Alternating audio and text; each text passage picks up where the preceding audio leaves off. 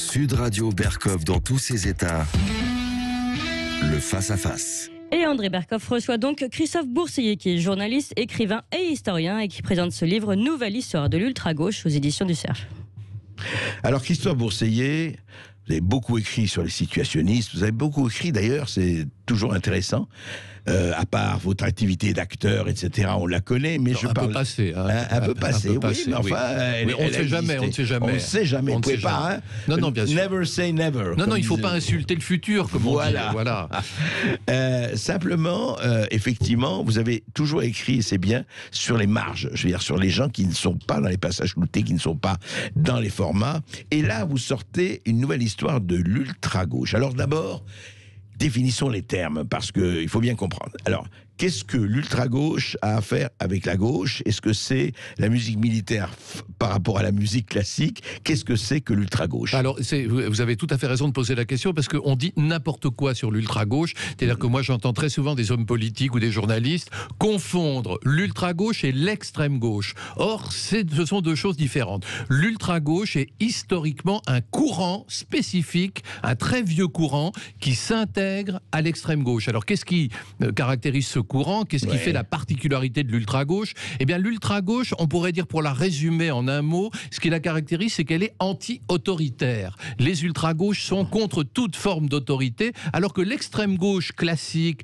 les trotskistes, les maoïstes, les staliniens, sont des autoritaires. Ils veulent prendre le pouvoir pour installer le Parti communiste, enfin bref, la dictature du prolétariat, mais qui pourrait, eux, est la dictature du Parti communiste. Alors que pour l'ultra-gauche, au contraire, il faut vraiment parvenir au communisme, perçu comme l'abolition du salariat, mais en tout cas, il faut que l'organisation du prolétariat soit anti-autoritaire à la base. Et c'est dès le départ, dès 1920, en fait, c'est Lénine, vous voyez, là on part dans l'histoire ancienne presque, c'était donc il y a 100 ans, un peu plus de 100 ans, c'est Lénine en 1920 qui veut critiquer des gens qui déjà le critiquent. Il vient de fonder la Russie soviétique, et il y a des voix qui s'élèvent dans son camp pour dire attention, tu es en train de transformer la Russie en une dictature. D'ailleurs, ils n'avaient pas tout à fait tort.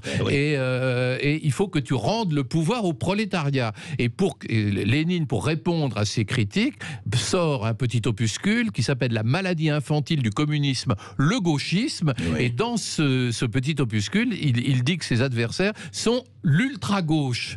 Et voilà comment le mot ultra-gauche figure dans absolument dans La maladie infantile du communisme, le gauchisme. Et c'est l'acte fondateur de ce courant qu'on appelle aussi les gauches communistes, qu'on appelle les conseillistes, parce qu'ils refusent les étiquettes. Donc en fait, ce sont des gens qui incarnent une espèce de serpent de mer dans le XXe siècle et jusqu'à aujourd'hui, de gens qui refusent globalement ce monde. Vous voyez, pour résumer. On refuse le monde et on refuse l'autorité, et on ne veut pas, je veux dire, disons, on attaque le capitalisme marchand, la marchandise, etc.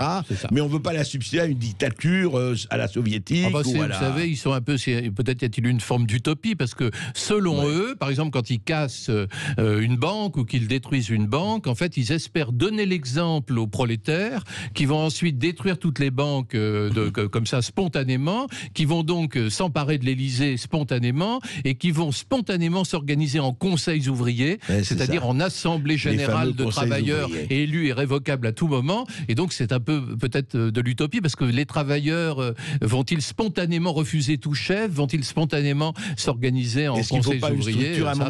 Mais alors, Christophe Bourseiller, justement par rapport à cette définition qui est claire, que vous avez donnée, et quelle différence alors entre l'ultra-gauche et l'anarchisme?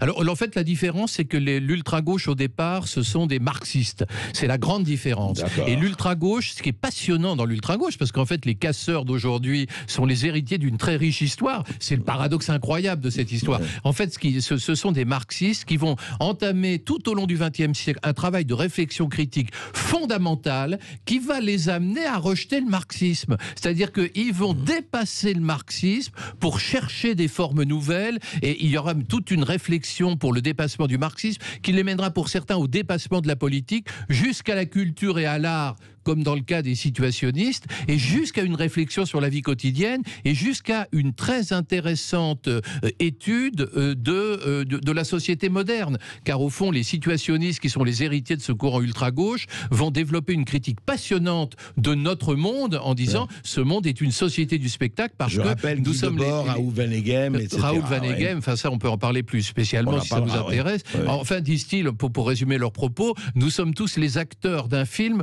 dont on n'a pas écrit le scénario, disent-ils, car nous sommes finalement tributaires de notre milieu, de notre éducation, de nos origines, etc. Et donc reprenons le contrôle. Donc il y a là quelque chose d'assez enthousiasmant, je dirais.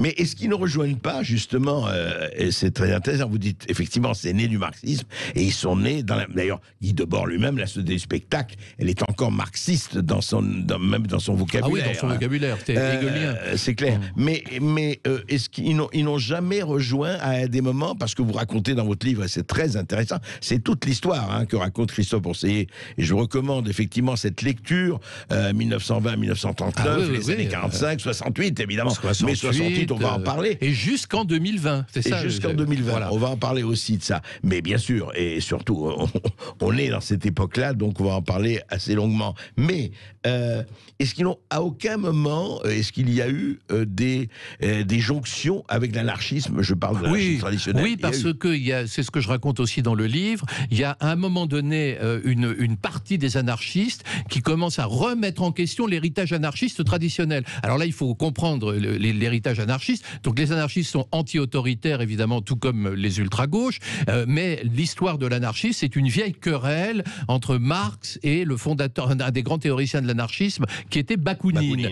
Et les anarchistes sont depuis toujours des anti-marxistes. Ils disent que Marx, c'est lui qui commence à apporter des ferments d'autorité dans la doctrine révolutionnaire. Et la chose la plus importante, c'est l'anti-autoritarisme absolu. C'est ça.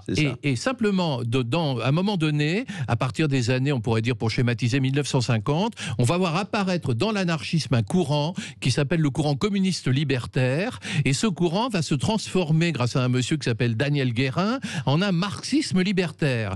Et à partir de là, c'est ça qui est passionnant, vous allez avoir des groupes anarchistes qui vont se convertir à une forme de marxisme anti-autoritaire et qui vont donc arriver sur les mêmes positions que l'ultra-gauche. Mais il y a un plus qui nous intéresse beaucoup, c'est qu'à la différence des ultra-gauches qui sont des théoriciens un peu hors sol, pourrait-on dire, ces marxistes libertaires sont des militants des gros bras.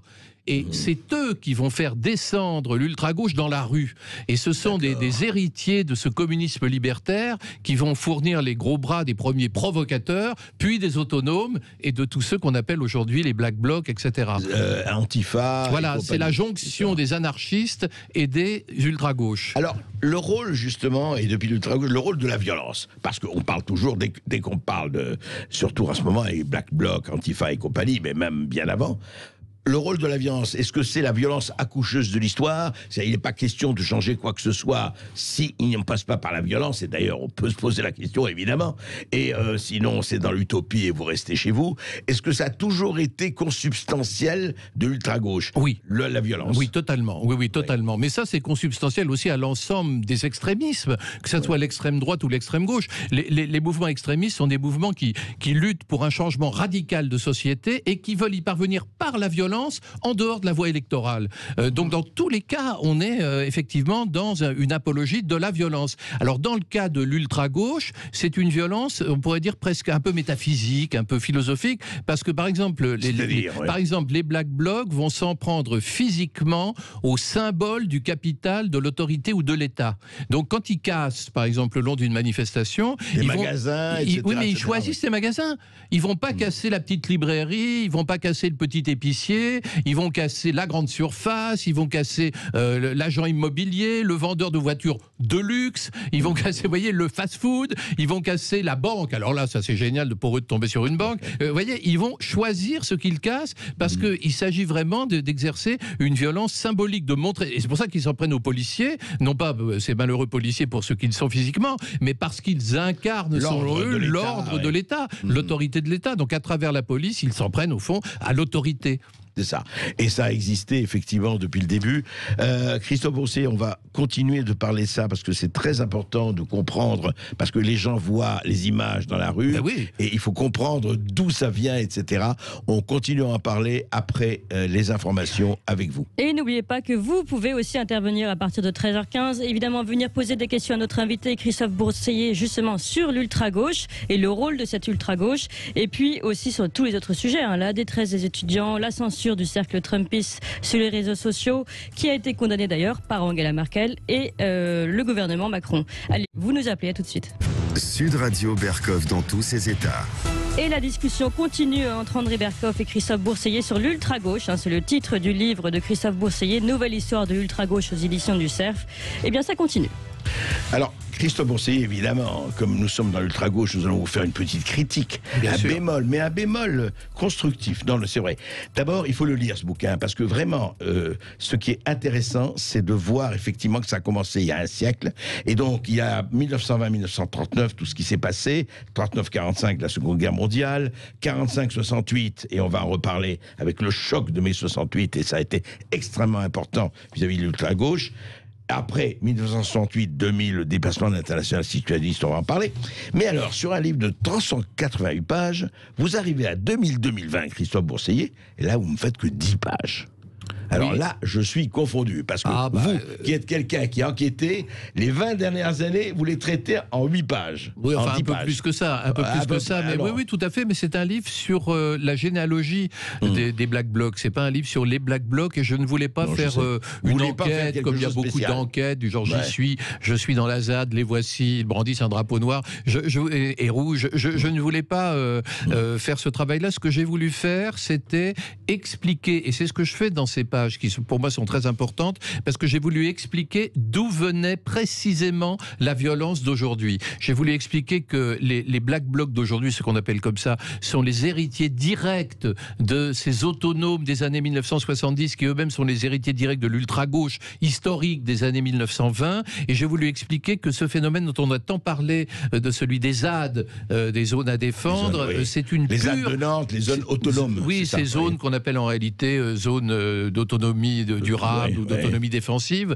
Ces ZAD sont une création directe de l'ultra-gauche, et j'ai voulu expliquer à quel point, en fait, je pensais à la fin du siècle dernier que l'ultra-gauche allait mourir avec le siècle parce que les temps étaient en train de changer, et en fait l'ultra-gauche a réussi à renaître de ses cendres grâce à l'écologisme radical. Et donc les ultra-gauches ont été le fer de lance des actions les plus radicales écologistes, et c'est grâce à cet écologisme radical qu'ils ont réussi à construire des ZAD un peu partout, ZAD qui servent bien souvent de base arrière aux autonomes quand ils viennent en groupe compact dans les villes. C'est intéressant, et votre livre est très intéressant parce que vous montrez qu'effectivement il n'y a pas de génération spontanée, voilà, donc c'est pas né comme ça. Mais contextualisé. Alors justement, quelle est la spécificité aujourd'hui, parce que il y a deux choses sur lesquelles je voudrais vous interroger, et un historien, vous connaissez cela. Qu'est-ce qui fait, on a beaucoup reproché par exemple à la police ou au commandement, une certaine complaisance vis-à-vis des Black Blocs, et moi j'ai reçu ici des syndicalistes policiers qui disaient, mais vous savez, on sait très bien qui sont les Black Blocs, on sait où ils sont, mais on les laisse passer sans aucun problème. Comment est-ce qu'il y a quelque chose, alors je ne dis pas qu'il y a une connivence, mais est-ce que, d'après ce que c'est qu'ultra-gauche, est-ce qu'il y a eu une utilisation, une instrumentalisation de l'ultra-gauche? Alors, le premier cassage attribuable à l'ultra-gauche, c'est le pillage du quartier latin en 1971. Et depuis 1971, vous vous rendez compte qu'on est en 2021, depuis 1971, il n'y a pas eu une grande manifestation syndicale ou de gauche sans qu'il y ait des casseurs qui viennent. Et depuis 1971, il y a des manifestants qui disent ce sont des provocateurs payés par la police, payés par l'État, ce sont des provocateurs d'extrême droite, ce sont des gens stipendiés, etc., etc. En réalité, on s'aperçoit que l'histoire nous enseigne qu'il n'en est rien. Il s'agit véritablement d'activistes indépendants qui agissent de leur côté. Alors maintenant, évidemment, on pourrait dire que ces activistes ont une particularité, c'est qu'ils décrédibilisent les mouvements, les manifestations. Je vous donne un exemple. 2021 ou 2020, 2020, décembre 2020, manifestation contre la loi de sécurité globale. Ouais. Qu'est-ce que les gens voient devant leur écran de télé? Ils voient des hordes de casseurs qui cassent tout, qui attaquent la police. Et donc, que disent-ils? Ils se disent, finalement, une loi de sécurité globale, ça serait pas plus mal, alors que les manifestants voulaient lutter contre. Bien donc, sûr. ils font la contre-démonstration de ce qu'ils voulaient dire. Donc, vous voyez bien, effectivement, il y a cette dimension-là. Est-ce qu'il n'y a pas, est-ce qu'il n'y a pas instrumentalisation Je quelque part? vais Oui. vous répondre Allez-y. précisément. Ouais. Tout dépend des régimes, mais on ne peut pas dire qu'il y ait véritablement instrumentalisation, je ne crois pas. En revanche, j'irai plus loin. Le problème, c'est que effectivement, la police sait tous deux depuis toujours. C'est-à-dire que la police les surveille depuis les agences de renseignement, Depuis les surveillent 71, depuis toujours. 71 et Ouais. même avant. Donc, ils savent à peu près tous deux, ils connaissent les noms, les adresses, ils savent à peu près tout. Surtout, ils ont infiltré tous ces groupes depuis très longtemps, donc ils savent tous deux. Le problème, mais ça, c'est lié à... Après, c'est une question de jugement sur notre démocratie. C'est-à-dire que dans la législation française, lorsque vous cassez une vitrine ou que vous envoyez un pavé sur un policier, vous faites 6 mois de prison avec sursis. Donc ça veut dire quoi? Ça veut dire que les casseurs, lorsqu'ils cassent, Open bar. se font arrêter par la police, effectivement pour certains d'entre eux, ils passent en comparution en flagrant délit, et moi j'ai entendu lors des manifestations de décembre un casseur qui était extraordinaire, parce que j'ai lu un article dans Le Monde qui disait ça, donc je pense que c'était vrai, j'espère. Que disait-il ce monsieur? Il disait, écoutez, j'ai vu la police qui matraquait des gens, ça m'a mis en colère, là-dessus j'ai vu par terre un marteau. Vous voyez, vous savez qu'il y a beaucoup de marteaux qui traînent dans les Bien rues, donc sûr. j'ai vu un marteau rue par fabrique terre, des marteaux. donc je l'ai rattrapé et je me suis jeté sur la police avec un marteau, monsieur le juge. Résultat des courses, il a fait 3 mois ou 6 mois avec sursis, donc il est sorti libre. Donc après, donc ce n'est pas un problème de police, à mon avis, je vous donne mon sentiment personnel, Non, mais... c'est un problème de justice, et par-delà le problème de justice, il faut savoir que les manifestants, les syndicats, les partis de gauche... Ou même les gilets jaunes, parlons des gilets jaunes. Ça, c'est autre chose. Oui, Mais parce qu'il n'est pas organisé. Mais les manifestants, les syndicats, tout ce que vous voulez, dans les années 1970-1980, ils avaient trouvé la solution. Ils avaient des services d'ordre eux-mêmes, qui étaient des services d'ordre imposants. Chacun, les gens de mon âge et des vôtres, André, se souviennent du service d'ordre de la CGT, qui était une espèce de horde, une armée presque, enfin très imposante, mais qui protégeait les manifestants. Or, pour des raisons complexes, que je pourrais vous exposer, mais qui sont un peu longues,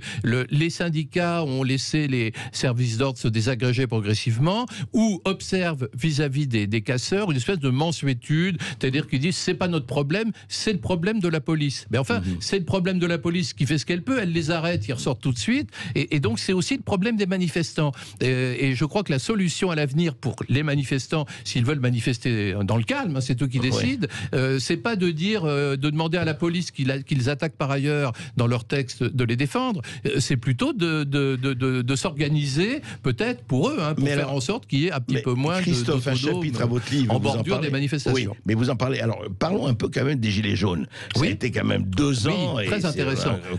Alors, c'était pas l'ultra-gauche, c'était des gens pas organisés. C'est un mouvement social plus ou moins spontané. Et comment il se fait, alors que les Black Blocs et les héritiers de ce que vous connaissez, les Black Blocs ou les Antifa, n'ont pas spontanément essayé d'aider ces Gilets jaunes qui avaient des revendications? Ils l'ont fait. Oui. Mais bien sûr qu'ils l'ont fait. Mais les Gilets jaunes leur ont beaucoup reproché, je parle de beaucoup, qui disaient ils sont venus casser, nous donner une image de casseurs. Ça dépend. Vous savez, quand vous voyez par exemple l'image, je ne sais pas si vous avez vu surtout à la télévision, les images incroyables de ces centaines de Gilets jaunes qui prennent d'assaut l'Arc de Triomphe. Vous vous souvenez de cette image très forte? Mais dans les centaines de Gilets jaunes, il y avait au moins 300 ou 400 Black Blocs avec des Gilets jaunes. C'est clair. C'était un mélange. Et la grande, pour eux, c'est une réussite politiquement, pour les autonomes, pour les ultra-gauches. Parce que si vous voulez, leur objectif, c'est de donner l'exemple au peuple pour que les travailleurs, eux, passent à l'action. Or, on a vu apparaître de façon très spontanée ce qu'on appelait à l'époque des ultra-jaunes, qui étaient des gilets jaunes qui voulaient en découdre. Et ça a été pour eux une réussite politique, c'est de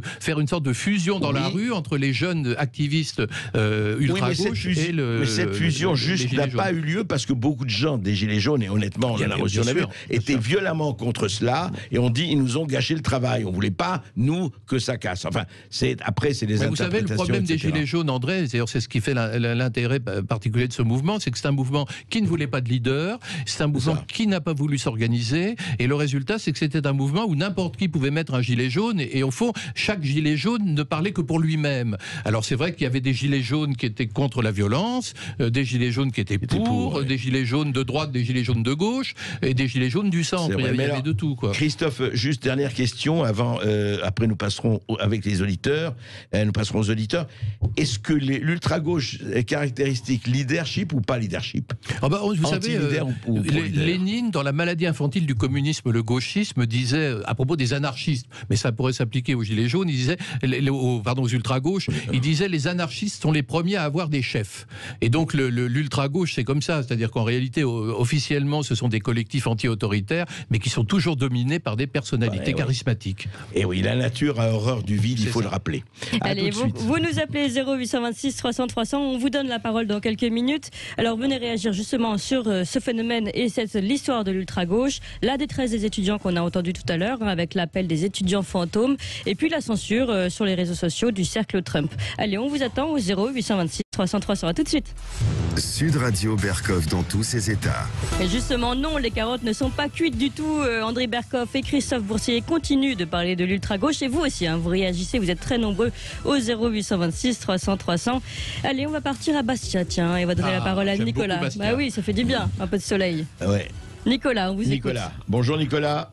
Alors bonjour, j'espère vous apporter un peu de soleil à vous tous. Je veux saluer Monsieur Boursier pour son livre que je trouve, il tombe à pic dans la période actuelle parce que justement c'est un peu le sujet que je voulais aborder.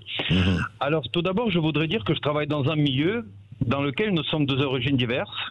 On a des Maghrébins, des Noirs. Moi-même je suis d'origine russe soviétique, je suis né en URSS.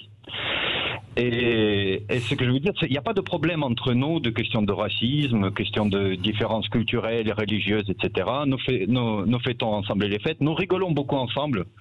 Bonne chose. Je citerai des proches, si je ne me trompe pas.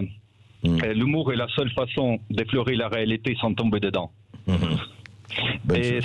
Oui, voilà. Allez-y. Donc c'est un problème qui ne concerne seulement nos élites. Je pense les élites françaises et également européennes. Voilà, toutes ces questions-là. Et je vous en renverrai vers le livre de M. Solzhenitsyn qui s'appelle 2 siècles ensemble, surtout vers le second tome, dans lequel il aborde la question de la prise de pouvoir par les bolcheviks en Russie.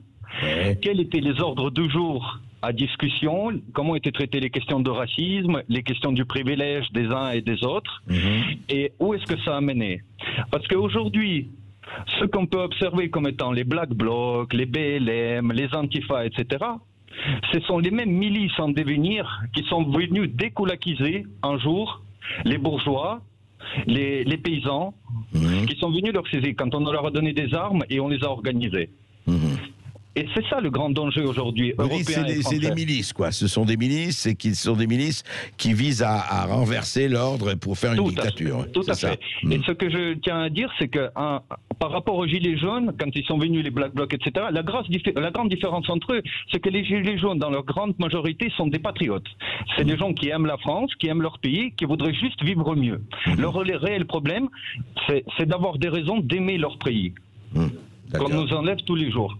Alors, vraiment, je vais rappeler, et je pense que M. Boursier également, ça l'intéressera, les 2 siècles ensemble de Solzhenitsyn, et vous comprendrez exactement ce qui se déroule sous nos yeux, à toute l'échelle européenne et même mondiale. Très bien, Nicolas. Je voudrais justement que Christophe Boursier réponde à ça, c'est intéressant. Premièrement, de dire, est-ce qu'effectivement, on n'est pas en présence de milices qui essaient de changer l'ordre, etc. Et puis, cette très intéressante nuance qu'il a fait, enfin nuance, plus qu'une nuance, entre patriotes, et est-ce que les Black Blocs et les Antifa, ils en ont en fait rien à faire de c'est pas leur problème. Non, mais c'est sûr, bien sûr, parce que pour les autonomes, il y a une phrase de Marx qui dit les prolétaires prolétaires n'ont pas de patrie, et donc pour eux, bien sûr, il n'est pas question de prêter allégeance au drapeau français. Néanmoins, c'est vrai que c'est la grande différence, et c'est la raison pour laquelle d'ailleurs vous avez remarqué que dans les manifestations, les gilets jaunes ont toujours des drapeaux bleu, blanc, rouge, alors que le drapeau des autonomes, s'ils en avaient un, serait plutôt le drapeau noir et rouge du communisme libertaire, c'est-à-dire la jonction de Marx et de Bakounine, d'une certaine façon. Donc, effectivement, maintenant, pour les autonomes, certains gilets jaunes représentent un peu l'application de ce qu'ils prêchent, c'est-à-dire la jonction dans la rue du prolétariat et de l'avant-garde consciente que eux espèrent incarner, hein, bien évidemment. Alors l'autre question, c'était sur l'idée de milice. Alors, on peut pas comparer l'ultra-gauche et l'ultra-droite, qui existe aussi en France et qui mériterait qu'on en parle demain, d'ailleurs. On en parle demain. Bien sûr. Non, mais on peut pas comparer les deux. Il faut bien voir que en France, pour parler en termes de nombre, l'ultra-gauche, c'est environ, on pourrait dire qu'il existe en France aujourd'hui ce que j'appellerais une gauche libertaire d'environ 3000 personnes sur toute la France, qui est rien. Pas plus. C'est tout, c'est tout. Et dans ces 3000 personnes en tout. Ah ben, j'ai pas fini, attendez André. Et dans ces 3000 personnes, il y en a environ 1000 qui passent à l'acte, qui sont donc des agissants, qui sont des autonomes, etc. Des cogneurs. Mais c'est pas plus de 3000 personnes, c'est tout. C'est une très petite mouvance. Alors leur particularité, c'est qu'ils passent sans cesse d'un front de lutte à l'autre. C'est-à-dire que vous allez les trouver à Calais en soutien aux migrants, vous allez les retrouver dans les rues des grandes villes contre la police, vous allez les retrouver dans les ZAD ou dans les rassemblements écologistes, etc., etc. Donc ils vont d'un front de lutte à l'autre. Ils sont un peu des nomades de la Révolution, si je puis dire. Mais il s'agit d'une petite mouvance, effectivement. D'accord. Allez, je suis désolée, on va devoir quitter le soleil corse et on va aller à Paris. Tiens, on donne la parole à Mickaël. Bonjour Mickaël. Oui, bonjour Mickaël. Bonjour. Bonjour André, bonjour à votre invité. La première des choses, c'est vos sujets sont extrêmement judicieux et votre invité, je le remercie, car j'ai cru comprendre énormément de choses que je n'avais pas saisies, donc je vous remercie beaucoup.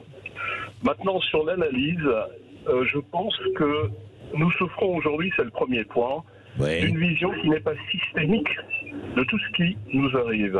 Vous avez parlé aujourd'hui de 3 sujets, de 3 ou 4 sujets. Vous avez parlé de l'antisémitisme avec l'histoire du livreur. On a parlé de l'ultra-gauche, qu'on qualifie de milices, sur lesquelles je rejoins votre invité. Ce ne sont pas des milices, c'est bien différent de ça. Mon propos, c'est de dire que malheureusement, nous sommes arrivés à un moment où l'autorité, c'est-à-dire l'État, est confronté finalement à ses capacités totalement limitées face à un nouvel ordre violent. Je m'exprime. C'est-à-dire qu'en fait, la violence devient une culture. Lorsque les gens disent « je livre pas aux Juifs », eh bien, finalement, ils le disent avec une certaine liberté, une certaine aisance. Et cette aisance-là, malgré tout ce que l'on peut faire, et je mets même dedans, au-delà de l'antisémitisme, le pauvre professeur qui s'est fait décapiter, finalement, ce qu'on n'arrive pas à admettre, c'est que finalement, ça devient une culture. Une culture. Et la culture, ça part de la famille. Je suis absolument désolé. On a beau mettre en place des mesures au niveau de l'éducation nationale. Néanmoins, c'est devenu une culture, et une culture dans laquelle on va passer à l'action. Donc vous avez cette lame de fond. Ce ne sont pas des milices. Pourquoi? Parce qu'ils sont sous-tendus à Daesh. C'est-à-dire une volonté de créer un État avec un nouvel ordre. Oui, un autre État, un nouvel ordre, oui. Exactement. Alors, si on regarde les Black Blocs, finalement, on a une conjonction dans la violence et dans sa propagation qui constitue un facteur de risque extrêmement important. Mais face à cela, se creuse de plus en plus un fossé. La chaîne pénale, évidemment, vous en avez parlé, André, vous avez tout à fait raison. Et vous avez tout à fait raison. Donc elle est totalement incapable. L'État, finalement, ne fait pas grand-chose, essaye de faire. C'est pas qu'il ne fait pas, mais n'est pas à la hauteur de sa stratégie, capacité stratégique. Et point d'atterrissage, la déclaration de la ministre dans le JDD qui dit maintenant il faut passer à l'action. Mais too late, j'aimerais dire, c'est déjà trop tard.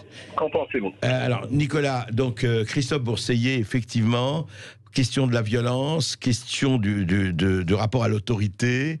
Je crois qu'il a bien posé le problème. Oui, moi je trouve c'est très intéressant ce que vient de dire ce monsieur, parce que en fait ça rejoint moi un diagnostic que je fais. Alors si on sort du cadre strict de l'ultra-gauche, qui est quand même un épiphénomène, et qu'on observe les extrémismes en France, on s'aperçoit qu'il y a en France aujourd'hui, depuis peut-être le début des années 2000, une espèce d'extrémisation de la société. C'est-à-dire que les idées incubées dans les mouvements extrémistes, les comportements des mouvements extrémistes sont en train de se répandre dans la société. Et c'est vrai qu'on observe aujourd'hui une forme de radicalisation par en bas qui est préoccupante, parce que c'est vraiment un ferment on pourrait dire non pas d'anarchisme, mais d'anarchie. Et ça, c'est beaucoup plus ennuyeux, parce que l'anarchie, c'est le désordre absolu. Et c'est vrai qu'on observe ce phénomène-là, extrémisation de la société. Et les gilets jaunes, par leur violence, parce que vous savez, les gilets jaunes, même ceux qui n'étaient pas violents, c'était des gens qui disaient,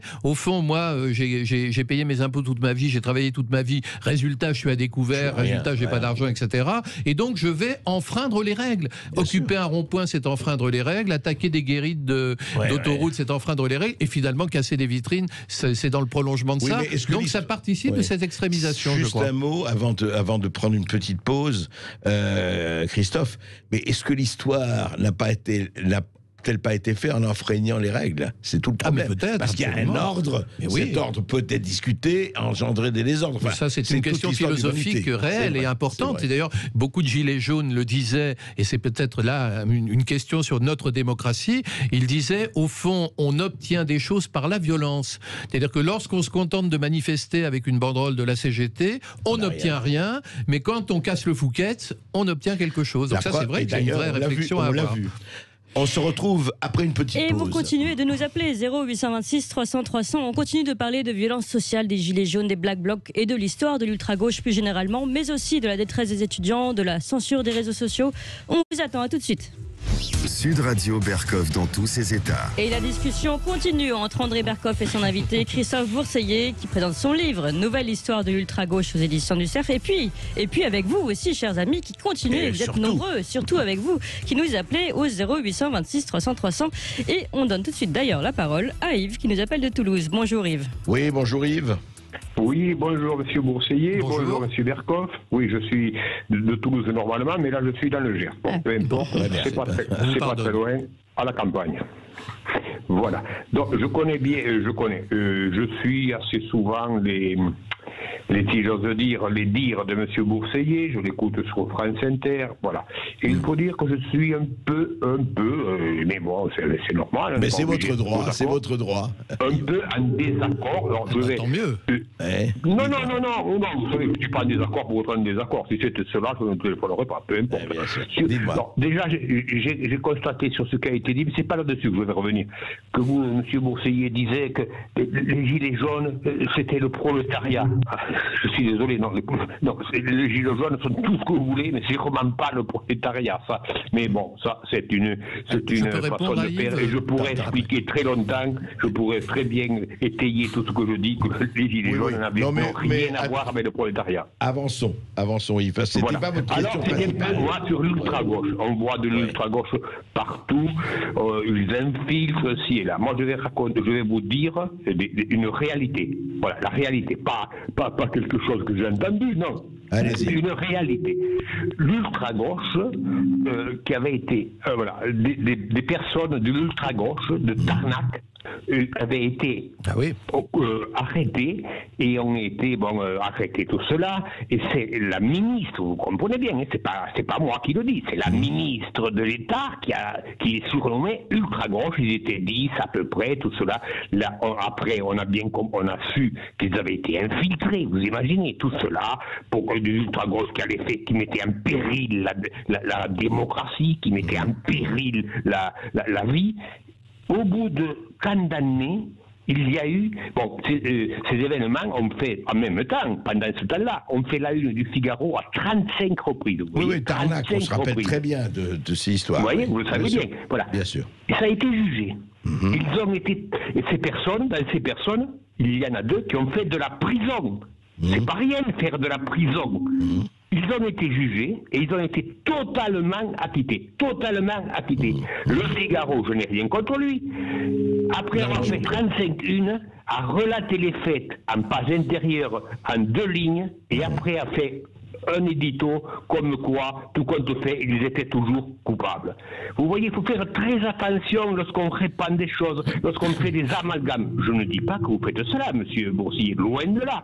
Mais vous savez, les choses qui sont dites, quand ils sont jugés, des fois, c'est pas tout à fait cela. Voilà ce que je veux dire. Mais je connais très bien votre travail de longue haleine et c'est bien pour cela que j'en prends bien note aussi.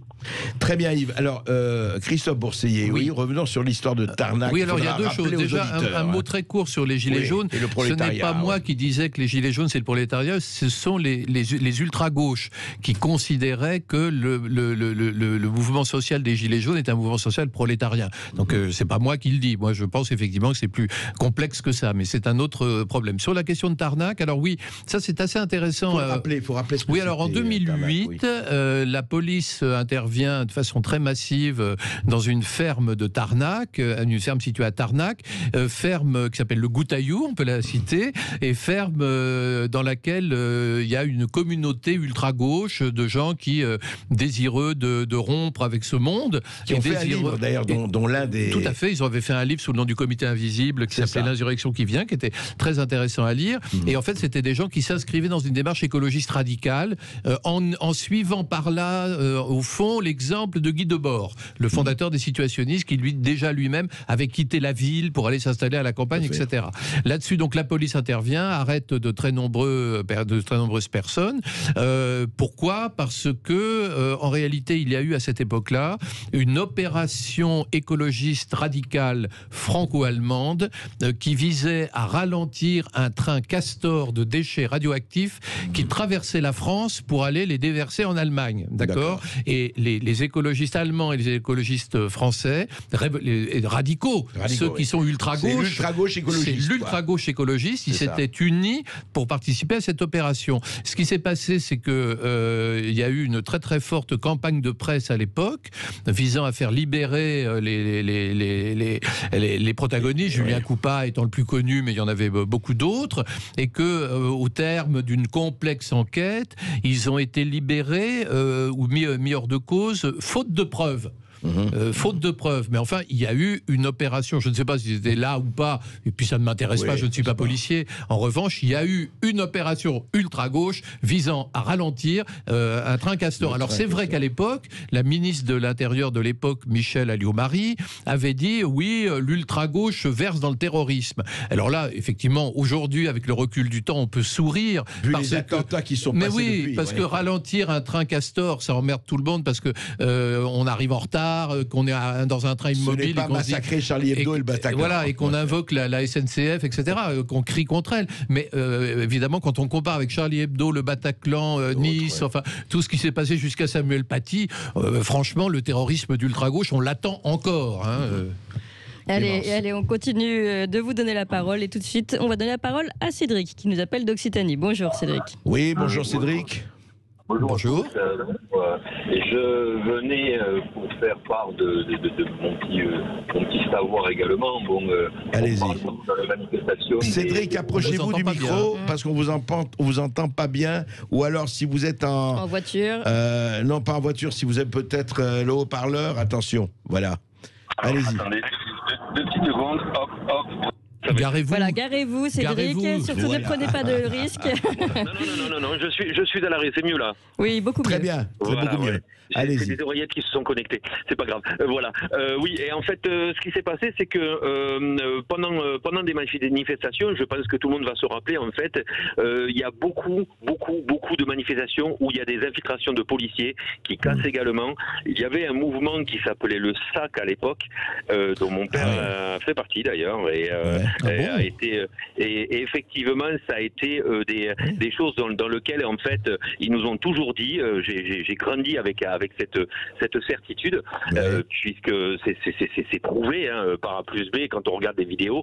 Mais en fait dans beaucoup de manifestations il y a des policiers qui sont infiltrés, qui cassent. Quand vous voyez notamment lorsqu'il y a eu sur les Champs-Élysées, il y a eu une bijouterie qui a été complètement cassée. Les policiers étaient devant et ils étaient une quinzaine. Il n'y avait que 3 ou 4 gars qui cassaient. Vous n'allez pas me dire qu'en fait ils étaient 15 policiers et 3 gars qui cassent. Ils les arrêtent pas. Pour quelle raison? Il y a des questions qu'il faut se poser et surtout les bonnes questions. Donc moi je reste convaincu au vu du passé de mon père et de mon oncle que effectivement il y a toujours des infiltrations policières.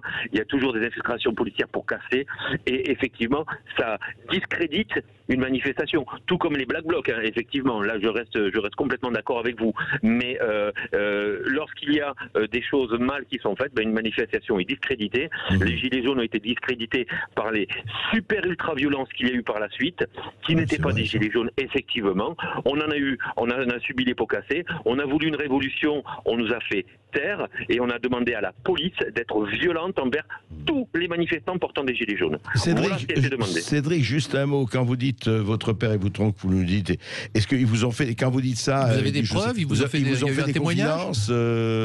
Mais j'étais tout petit, moi j'ai 50 ans, donc voilà, j'étais tout petit. Et effectivement, on a eu un passé qui nous a obligés de partir de Paris par rapport à ça, parce qu'à la base nous étions parisiens. Donc voilà, non mais Christophe, ce que dit Cédric, c'est vrai, on ne peut pas nier qu'à un moment donné, sans en faire une généralité, ce serait idiot, mais il peut y avoir, enfin c'est dans tous les pays, infiltration de policiers. Alors là, c'est une question, alors Cédric nous donne un témoignage qui évidemment, si seulement c'était possible de pouvoir recueillir la parole du père et de l'oncle, j'en serais personnellement très heureux, d'autant que je m'intéresse beaucoup à l'histoire du service d'action civique, qui était un service d'ordre gaulliste, qu'il faut expliquer, qui a été créé à l'époque de la guerre d'Algérie pour lutter contre l'OAS attends, je termine, et qui s'est poursuivi jusqu'à son interdiction en 1982 suite à la tuerie d'Oriol. Enfin bon, bref, un fait divers horrible. Et c'est vrai que le SAC a beaucoup servi dans le cadre de la Ve République, dans le cadre d'opérations de basses œuvres. Alors la question, le SAC a-t-il participé à des manifestations en tant que provocateur? J'avoue que personnellement, je n'avais aucune information sur ce point. Personnellement, je vais vous raconter un souvenir de jeunesse. Car moi, dans ma jeunesse, j'étais un jeune anarchiste, communiste libertaire et ultra-gauche. Déjà. Oui, et lecteur de Guy Debord. Enfin, j'étais entre 15 et 20 ans, on va dire. Et donc, j'allais dans les manifs, dans le cortège de tête qui existait déjà, c'est-à-dire devant le service d'ordre, au milieu de toute cette meute. Et je me souviens un jour d'avoir vu un groupe compact de types qui étaient immobiles dans un coin, et ils étaient très grands, ils avaient des journaux sous leur blouson pour se protéger d'éventuels coups. Enfin, ils étaient vraiment prêts au combat, et c'était des grands types moustachus. Je me souviens, ils avaient une espèce de look qui était absolument pas le look des manifestants. Je me souviens que c'était des gens, et je suis allé vers eux, et je leur ai fait salut, vous êtes de quel groupe? Et ils ne m'ont pas répondu. Ils étaient silencieux, immobiles, ils m'ont totalement ignoré. Et vous pensez que c'était les policiers? C'est la seule fois où j'ai eu un doute, parce que sinon il se trouve que les casseurs dans les années 70, je n'en faisais pas partie, parce que d'abord c'était pas ma culture et que j'étais en plus trop faible et trop lâche évidemment, mais il se trouve que je les connaissais. Donc y avait-il des infiltrés parmi eux? C'est possible. Au-delà du SAC, les autonomes. Non, Christophe, c'est vrai qu'on peut imaginer, et encore une fois pas seulement en France, dans le pays, qu'il peut y avoir infiltration et provocation. Ça existe. Tout dépend de la décision gouvernementale. Alors était-ce le cas sous Jacques Chirac? C'est tout à fait possible. Je ne pense pas. Je pense que on a dit la même chose sous la gauche, et je ne pense pas que la gauche faisait ça. On le dit encore aujourd'hui sous Macron. Je ne suis pas sûr qu'aujourd'hui ça soit encore le cas. On ne sait pas. Mais vous savez, ce genre de choses-là ne se savent pas. Ce genre de choses-là se sait sur le tard en général. Après donc là, mais pour l'instant, c'est pour ça que je vous dis, moi, j'ai pas vu vu de témoignages officiels. Il y a beaucoup d'anciens policiers, par exemple, qui racontent leur mémoire et qui racontent des tas de choses passionnantes. Comment ils ont infiltré des mouvements maoïstes, comment ils ont infiltré des cellules terroristes, etc. J'ai vu dans aucun livre de souvenirs de policiers, par exemple des années 1970. Oui, mais ça ne se raconte pas, ça. C'est pas sûr. C'est pas sûr. C'est pas sûr. Oui, c'est vrai. Allez-y. En fait, il y a un gouvernement. Ça peut pas se raconter un truc comme ça, parce ça veut dire qu'en fait, il y a un gouvernement qui se met contre les manifestants et qui, en fait, s'oppose à la manifestation. Si jamais il y a un policier qui ose dire qu'en fait, il a été dans une manifestation pour casser une manifestation, effectivement que, en fait, c'est un gouvernement entier qui va être discrédité. Bon, déjà, on sait que avec toutes les affaires que traîne Monsieur Macron, on sait bien pertinemment qu'en fait, il y a anguille sous roche sur plein de choses. C'est pour ça que moi, je sais qu'on n'en trouvera pas. On ne trouvera pas des policiers qui oseront dire, parce qu'en fait, ça veut dire qu'en fait, sous tel gouvernement, en fait, était à telle période sous tel gouvernement. Ça veut dire qu'en fait, effectivement, toi, donc voilà, moi, j'ai eu de nombreux témoignages par exemple, d'anciens militants d'extrême droite qui racontent comment ils étaient payés par Giscard d'Estaing ou la campagne électorale de Giscard pour assurer le service d'ordre de Giscard d'Estaing, par exemple, qu'ils étaient payés par le SAC pour participer à des opérations de protection de meeting avec le SAC, des choses comme ça. Mais j'ai jamais eu personnellement aucun témoignage de ces militants-là. Même il y a un livre qui est sorti sur un militant d'extrême droite qui raconte comment il a tué Pierre Goldman, enfin des choses vraiment très énormes, quoi. Et j'ai jamais vu un témoignage de militant d'extrême droite, par exemple, qui raconte qu'il ait fait partie de groupes qui infiltraient les provocateurs, les autonomes. Ça nous éloigne évidemment de l'ultra-gauche, mais c'est vrai que ce sont typiquement le genre d'opération qui j'attends ce témoignage, je serais ravi de l'avoir. Et effectivement, on le saura peut-être un jour, quelqu'un. On ne peut pas se contenter de rumeurs en la matière, il faut des faits. Mais non, ce que je veux dire, c'est qu'on sait que dans d'autres pays, il y a eu en tout cas des infiltrations policières dans plusieurs pays. Je veux dire, mais que ces groupes soient infiltrés par la police, de toute façon, c'est une évidence. Ne serait-ce que pour des fins de renseignement. C'est une évidence. Allez, vous continuez de nous appeler 0826 300 300. Justement, on s'interroge sur le rôle et le jeu de la police dans les manifestations, les gilets jaunes, les black blocs et surtout l'ultra-gauche plus généralement. Vous continuez de nous appeler, à tout de suite. Et vous aussi, vous êtes dans tous vos états et vous continuez de nous appeler. Vous êtes très nombreux au 0826 300 300. La parole à Sylvie qui nous appelle de Toulouse. Bonjour Sylvie. Oui, bonjour Sylvie. Oui, bonjour, merci de me donner la parole. Voilà, bon, moi, c'est pas en relation avec le sujet du jour, c'est juste pour passer un petit coup de gueule. Allez-y. Les coups de gueule sont toujours appréciés. Surtout que c'est en relation avec le sujet qui nous concerne tous en ce moment, hein, le Covid. Ouais. Et voilà, avec des répercussions qu'on connaît, quoi, très difficiles pour les Français et pour la France. Bien sûr. Voilà. Donc j'ai des amis qui sont partis à Malte à la Toussaint en vacances. Ouais. Donc on demande un test PCR pour aller à Malte. Et on revient de Malte, donc c'est parti de l'Europe. Hein, donc ils ont fait le test PCR, ils l'ont pris, c'est ça? Voilà, pour aller à Malte, il faut le test PCR. D'accord. Mais pour revenir Malte-France, on vous demande rien du tout. Voilà.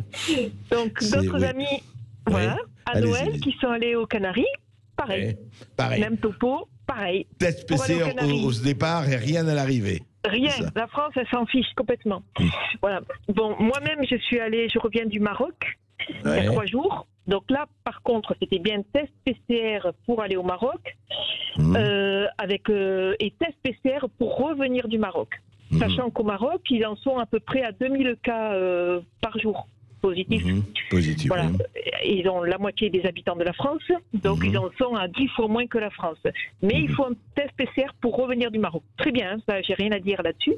D'accord. Par contre, en fait, vous voulez aller en Italie, il faudra faire un test PCR pour l'Italie. Par contre, l'Italien qui vient en France, on lui demande rien.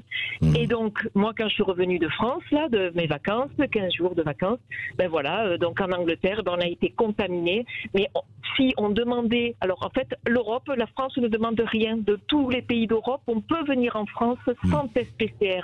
Donc, je ne comprends pas. Voilà. Et on s'est fait contaminer par l'Angleterre, alors qu'il suffit d'avoir le test PCR. Donc, pourquoi Pour certains pays, on le demande, et en Europe, on ne le demande pas. C'est parce que l'Europe fonctionne de manière tellement admirable qu'ils n'ont même pas réussi et été fichus de s'unir là-dessus. Je vais vous donner mon témoignage personnel, Sylvie. Je suis allé au Portugal, moi, et je n'ai eu besoin de test PCR ni pour l'aller, ni pour le retour. On ne m'a rien demandé. C'était ouvert. Ils respectaient évidemment masque, gestes barrières, etc., et quelques couvre-feux. Mais je peux vous dire que pour le reste, aucune demande de test PCR, ni à l'aller, ni au retour. Rien. Donc, mais ça, c'est la merveilleuse Europe qu'on nous a construit. Et il paraît que tout marche de concert et tout le monde est dans le même bateau, sauf ces salauds d'anglais. Mais pour le reste, je dirais même pas l'Europe, puisque l'Italie demande le test PCR. Il y en a plusieurs qui demandent. Il n'y a pas que l'Italie quand même. Donc c'est la France qui, elle, devrait dire, allez, moi je demande le test PCR pour au moins que les frontières elles soient. Ah, mais il n'y a plus de frontières.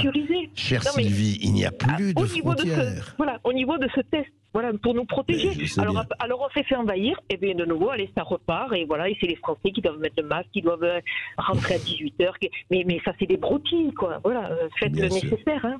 Bien sûr. Voilà le coup de gueule. Merci Sylvie. Merci Sylvie, n'hésitez pas à continuer de nous appeler, surtout pour des coups de gueule. Allez, tout de suite la parole à Yves qui nous appelle d'Arcachon. Bonjour Yves. Oui, bonjour Yves.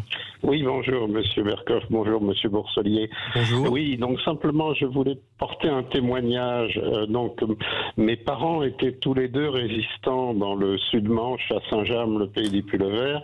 Mon père, médecin de campagne, évadé des forts de Cherbourg au moment de la capitulation, et ma mère, la fille du maire, qui a 15-17 ans, circulait en vélo, immatriculé à Londres quand même, il circulait en vélo avec dans ses bagages, des messages, voire des armes. En 68, mes parents étaient à Rouen et j'ai passé le bac en 65. Moi, je passais donc les concours des grandes écoles en 68. Mon père était président des Français libres de Normandie et donc j'ai participé aux manifestations 68, un petit peu différemment de Monsieur Bourselier, mais du côté donc des gaullistes en juin et des résistants. D'accord. Le même jour, il y avait des manifestations de la CGT des communistes qui circulaient en ville à Rouen et les manifestations des gaullistes et des anciens résistants. Tous les membres de l'association des Français libres de Rouen avaient gardé précieusement depuis 1945 des mitraillettes, des pistolets, des grenades soigneusement huilées et entretenues qui étaient donc dans les sacoches de leur vélo. On sait qu'en face, la CGT et les communistes avaient les Kalachnikov de l'époque et on s'est frôlé. On s'est croisés, mais on ne s'est pas directement affrontés. Et c'est là que je me suis dit, en 68, j'avais donc 19 ans, je me suis dit en 68, bon, ça doit être ça la démocratie. On n'est pas d'accord, on s'affronte. Alors simplement, 68 avait, par ailleurs, par rapport au sujet d'aujourd'hui, s'était développé parce qu'à un moment donné, la CGT, les communistes ont rejoint les usines, ont rejoint les étudiants et les gauchistes, comme on disait à l'époque, pour développer le mouvement. Aujourd'hui, il y a toujours ces tendances ultra-gauche, ce ne sont plus les trotskistes, mais ils ont d'autres formes. Il y a toujours l'ultra-gauche qui rêve de réussir à mobiliser l'ensemble de la population. Et peut-être qu'aujourd'hui, notre force, notre chance, entre guillemets, c'est qu'il n'y a plus de gauche en face pour relayer le mouvement. Et donc, il s'épuise un peu. Et donc, c'est un mal d'un bien. C'est très intéressant, Yves, ce que vous dites, parce que ça rejoint la question que je voulais poser à Christophe Bourseiller. On est en fin d'émission, en tout cas, merci pour votre question. Il y a quand même quelque chose. Effectivement, Yves dit, peut-être que la chance, enfin, pour lui en tout cas, c'est qu'il n'y a plus une gauche pour le mouvement comme en 68. En 68, il y avait quand même le PC qui était, ce qu'il était le PS, etc. Bon, en tout cas, le PC déjà. Est-ce qu'au fond, cette ultra-gauche passionnante et que vous racontez de façon aussi très intéressante, cette ultra-gauche, au fond, est-ce qu'elle n'est pas, même si elle peut continuer, est-ce qu'elle a un relais aujourd'hui ? Il est là le vrai problème. Est-ce qu'il y a une force ? Parce qu'on sait très bien les divisions des partis politiques aujourd'hui.